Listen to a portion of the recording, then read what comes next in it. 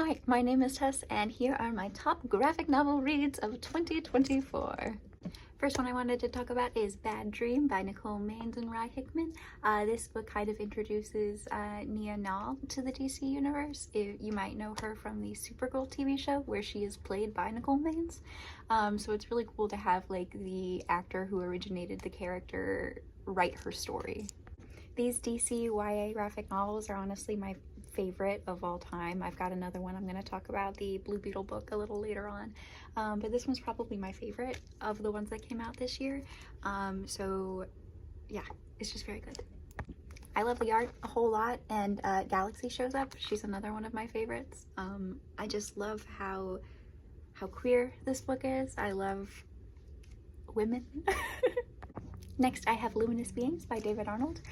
David Arnold is one of my favorite authors. His books have like a strange ethereal feel to them. I love the characters a whole lot, and the way he writes is just very beautiful and lyrical. It's very nice. So this book is about the zombie apocalypse, except it's squirrels.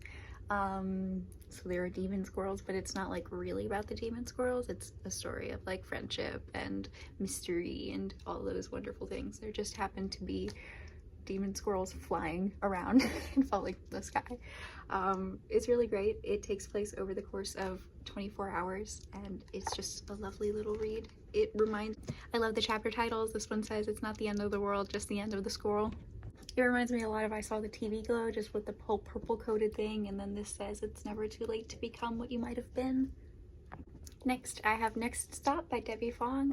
This is about Pia and their summer adventures. They were supposed to go on this vacation with their dad, but their dad broke his leg and couldn't come, so they're going on this adventure all by themselves. And it's just another one about like the importance of like friendship, and you know that means so much to me. And there's a lot of like, there's a really great bit towards the end where Pia is kind of like reconciling with this really traumatic moment from their past, and I thought it was really beautifully done. And there's a big chicken hotel. Next, I have the Wonder Woman series by Tom King. I had never really read comics before this year, and it's crazy because I've been working at a comic shop for 2 years now and probably should have like gotten on that. But anyways, this was one of the first current comics that I picked up, and my god, it is so good. The way that like Tom King writes her as so strong and so kind, I mean, it's literally insane. She is such an important character, and I think the creative team on this understands like how important she is. I feel like she gets a little bit like overshadowed by Batman and Superman because, you know, they are who they are, but I think she's probably more important than both of them. Next, I have Navigating With You by Jeremy Whitley. This was such a hidden gem. I love it so much.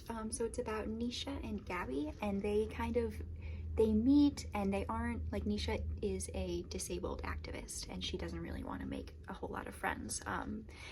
But she meets Gabby, and they discover that they love the same manga series, so they kind of go on like a hunt over the summer to find the final like manga volume. It is so sweet. It's a queer little slice of life romance. I mean, you can't get anything better than this. Next is This Land Is Our Land, the DCYA Blue Beetle story. Again, I just love these so much. I love when superheroes are normal teenagers. And yeah. There were a lot of incredibly important things said in this book. It felt like they were just like bopping them on the nose, like actively pointing out these flaws in our system. So if you don't know the story about Blue Beetle, Jamie Reyes is a normal teenager, you know, who goes stargazing one day and finds a strange little bug that attaches itself to him. Obviously, it's not a bug, it's an alien that says that it is here to save the entire world, which, you know, you see later on it's not. But yes, this is a very important book. I highly recommend checking it out. Finally, I have Skeletor the Decomposer. This is the cutest book I've read all year. It brought me so much joy. So it's about Skeletor and her friend Betima, who's a bat, and Skeletor dreams of playing music.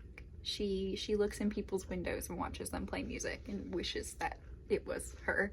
And then one day she finds a old shed full of really like weird looking instruments, but she thinks that like it's a gift, you know, she's meant to play these weird looking instruments. So she dances through the town and plays her instruments, but she's a skeleton playing instruments that aren't really instruments, so she scares off a lot of people. It is just so adorable and so sweet, and I love every single moment of it. I've read it like 4 times. My copy has a nice signed book plate because Philip and Jacqueline were kind enough to get one for me. So yeah, I think that's it. I'm probably gonna finish editing this video and put it all together and then immediately regret it because I missed so many great things. It was such a brilliant year for reading.